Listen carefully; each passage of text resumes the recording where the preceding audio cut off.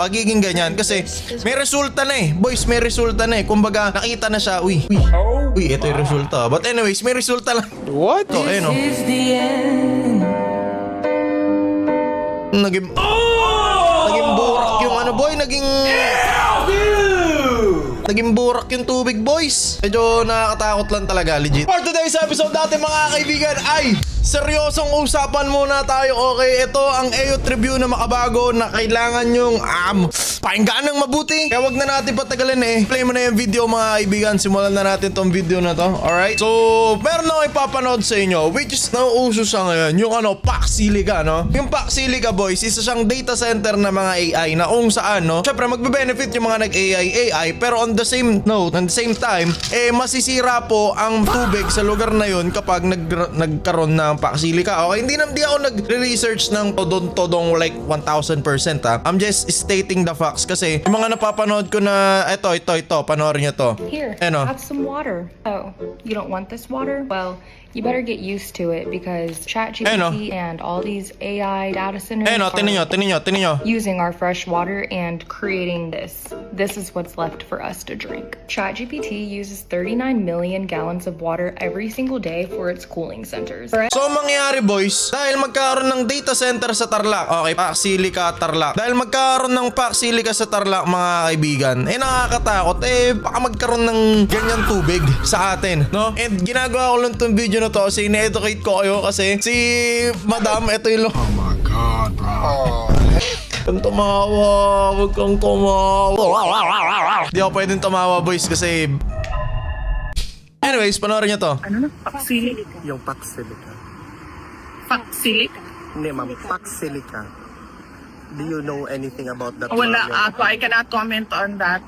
Okay, no comment si Madam. At the same time, wala rin comment si Bam, si Risa, pati yung Big Three. Hindi ko alam bakit walang comment yung mga senador natin ngayon. Kaya tayo na lang yung mag-educate sa mga kabataan. Na masama po ang PAC Silica or yung mga waters on AI centers. Kasi panoorin nyo to. Ay, sa mga TikTok na lang eh. Sa ibang bansa po kasi nagsimula yung mga AI center na yan. Okay? Ano? Yush! Uy! Kaya ang papanoorin nyo dito boys, hanap tayo ng resulta ito. One day when you turn on your tap water and this is what comes. So sa tap water po lalabas yan mga kaibigan. Okay? So yung tap water, ibig sabihin po niyan yung gripo nyo. Na kung saan pag binuksan nyo yung gripo nyo, magiging ganyan po yung itsura ng tubig nyo. And nakakatakot, syempre marami din tayong mga tropa na taga-Tarlac. Di ko alam kasi kung aabot ba yung pinsala pag natayo yung PAC Silica hanggang Pampanga. Pero syempre makakabalin natin. Problema yun mga kaibigan. Okay? PAC Silica in the Philippines will be the downfall of not just Luzon but the whole country itself. Parang sa Clark, Pampanga nila itatayo ang PAC Silica. Magtanim na kayo. Hindi ako magsasabi ng mga gagawin nila dyan. Pero yun nga, magiging ganyan kasi may resulta na eh. Boys, may resulta na eh. Kumbaga, nakita na siya. Uy, ito yung resulta. But anyways, may resulta lang. What? May resulta na yung PAC Silica sa ibang bansa which is ang resulta ito. Yan, yung tubig nila naging ganyan. And hayaan pa ba natin na maging ganyan yung tubig natin? Ako, syempre, wala naman ako magagawa kundi mag-educate lang sa inyo sa mga nanonood na hindi tama yung ganitong pangyayari, di ba? Out, you're gonna wish you saved this video. Our fresh drinking water is literally going to disappear, and it's because of big AI corporations like Grok, Gemini, and ChatGPT. They use millions of gallons of fresh water every single day for their cooling centers. The average data center uses hundreds of thousands of gallons. Hundred thousands of gallons? Ang dami ng boy! May nagpakita. Panoorin mo natin ang buo to, okay? Water cycle, but not all water is the same. It takes a lot of time, money, and resources to turn this water back into fresh water that you and I can use. No, it doesn't magically return to your tap clean and ready to go. Unfortunately, AI isn't going anywhere, but there is something we can do. We can switch from big AI corporations like ChatGPT and Grok that are just taking away from the environment to an AI that actually tries to give back. Personally recommend EcoGPT. Hindi ko alam kung nagpo-promote lang ba siya, pero halos lahat ng napanood ko or na-research ko bago gawin tong video na to ay naging ganyan daw yung mga tap water nila, Yan yung mga tap water na ganyan. Kasi ganito po ang nangyayari, Yan, kasi syempre kailangan ng cooling, 'di ba? Kailangan ng cooling yan, boys. Pag ganyan po yung cooling system ng mga Foxilix. What? Foxilix. Anyways, maliban sa pangyayari, ito lipat na po tayo dito. No. Ito tama to. What the Fox? The space allotted for Foxilica can fit the Philippine Arena 444 times. Payag ka, walang lupa para sa magsasaka at sa mahirap, pero ang lawak ng lupa para sa Foxilica. Ayun lang ang problema. Yun ang problema, boys. Saka at the same time, ako ayoko talaga na patuloy siya. Pero wala naman ako wala naman akong ang meron lang ako yung boses ko, no. Syempre yun nga, yung mga kababayan natin dyan, tubig. Tapos sana binigyan na lang sa mga farmers yung lupa, di ba? Pero wala naman akong wala naman akong boses lang yung meron ako. Okay, tulad ng sinasabi ko kanina. Ito, papaliwanag ko sa inyo ng buo. Base na rin sa komento ng viewer natin. May agreement ang US and PH government na magtatayo sila ng AI hub sa Pilipinas. Begsak sa may Tarlac, Clark, tapos San Fernando. Yun yung alam ko yun yung pagkasunod-sunod eh. Hindi, Angeles pa pala. May agreement ang US and PH government na magtatayo ng AI hub sa Tarlac to Begsak. Based from the pre-descents, yung mga communities and places na malapit sa centers and hubs are now experiencing environmental problems. Nasira at naubos ang water resource at nadamay din ang communities around the vicinity. Yun nga, ito yung sabi ko sa inyo, masisira nga yung tubig. Hindi ko alam, pero kasi halos lahat nga, nagiging ganyan yung tubig, nagiging ganito yung tubig. Diba, nagiging burak yung tubig. Utah data center to, yung mga data center sa US. Ito, naging burak yung naging burak yung tubig, boys. Medyo nakakatakot lang talaga, legit. Yung mga data centers kasi, boys, na ganyan, magamit talaga sila ng fresh water. Kasi, alam niyo yung mga sabihin na natin, ayoko kasi magbigay ng info na na malalim eh. Gusto ko yung surface level lang. Tapos kayo na yung magre-research ng todo. Para pag ni-research nyo ng todo, alam nyo kung ano yung tama at mali. At alam nyo syempre na mali to. Pero ako kasi, yun nga, ginagawa ko lang, ino-open ko lang yung mata nyo. Kaysa nagro-Roblox kayo dyan or kung ano nang pinagkagagawa nyo, gusto ko maging well-informed kayo sa mga nangyari sa atin ngayon, no? So, research nyo yung Foxilica na ganito. Tignan yan. The energy that it's consumed by one facility can provide enough power per 1,000 household. Yun yung mga sinabi nila. Pero sabi ko nga sa inyo, research nyo na lang ng todo. Ang ayoko lang talaga mangyari dito, boys, syempre. Alam nyo yun. Ito pa, isa pa to. Putik na yan. Ayoko lang masira ng todo, boys, yung yung kalikasan natin, lalo na yung Tarlac. Ito, may copyright yan, kaya post ko. Aerial photo shows the proposed site of Foxilica. Gagi, ang laki, men. Ang laki ng masasakupin talaga nila. Alam nyo, Gagi, pwede na nga gawing agricultural site. Alam nyo yun? Kasi kilala naman ang Pilipinas sa pagpa-farm di ba? Bakit? Oh no!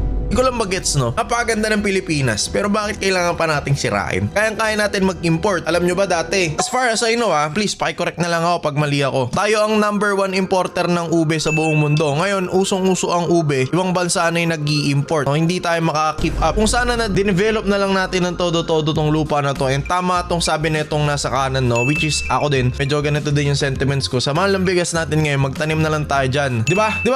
Hindi yung second line, baka mayayari ako Sana lang hindi masira to kasi ang ganda ng lupain natin, boy. Kung tinaniman nila yan, di ba? Ito pa rin pala si Paulo din pala nagbigay ng statement sa Foxilica. Balik tayo dito, boys. The Foxilica hub is New Clark City, Tarlac. This project is expected to require about 130 million liters of water a day.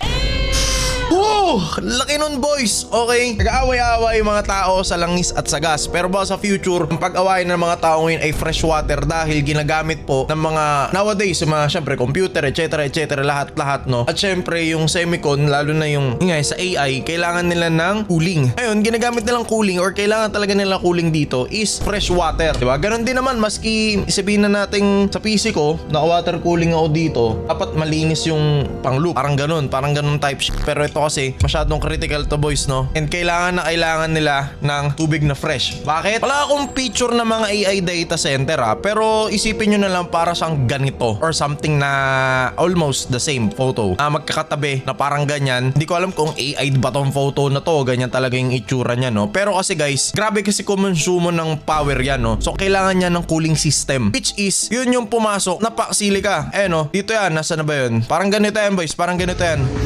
Ayan o, pag walang fresh water dyan boys, mag-overheat yung mga gamit nila dyan. Yung mga parts nila dyan, mag-overheat, lahat-lahat. Para ano lang, sabihin na natin sa computer natin, pag nainita, di ba nag-overheat? Ngayon, instead no air, which is kulang pa yung air para mapagpalamig yung mga yan, yung ginagamit nila yung fresh water natin. And isipin nyo na lang, 130 million liters of water a day ang gagamitin nila. A day. Fresh water a day. And 3 gigawatts of electricity. So equivalent yun sa 16% ng Luzon's current grid capacity. Isipin nyo na lang boys, gaano kabigat or kadami yung kailangan nilang gamitin dito. Without strict safeguards, PAC Silica could strain Central Luzon's water and energy systems with consequences for agriculture, surrounding communities, and national sustainability. Tulad lang napanood ko sa inyo kanina, number 1 na maapektuhan dyan, yung mga tubig na mga kababayan natin na malapit dito. Okay? So, Kuya King, pabor ka ba sa PAC Silica? Siyempre, hindi po. Basahin nyo dito. PAC Silica is envisioned as 1K.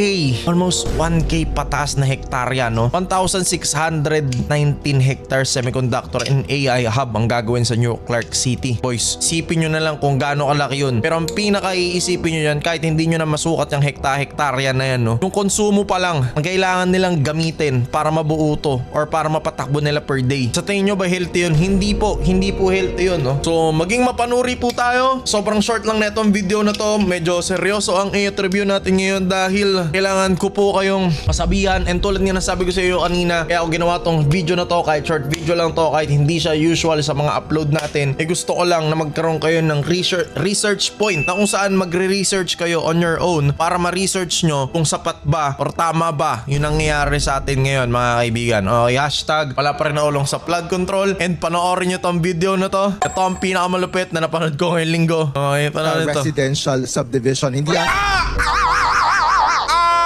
natalak. Pinitan ni Sarah. Aray!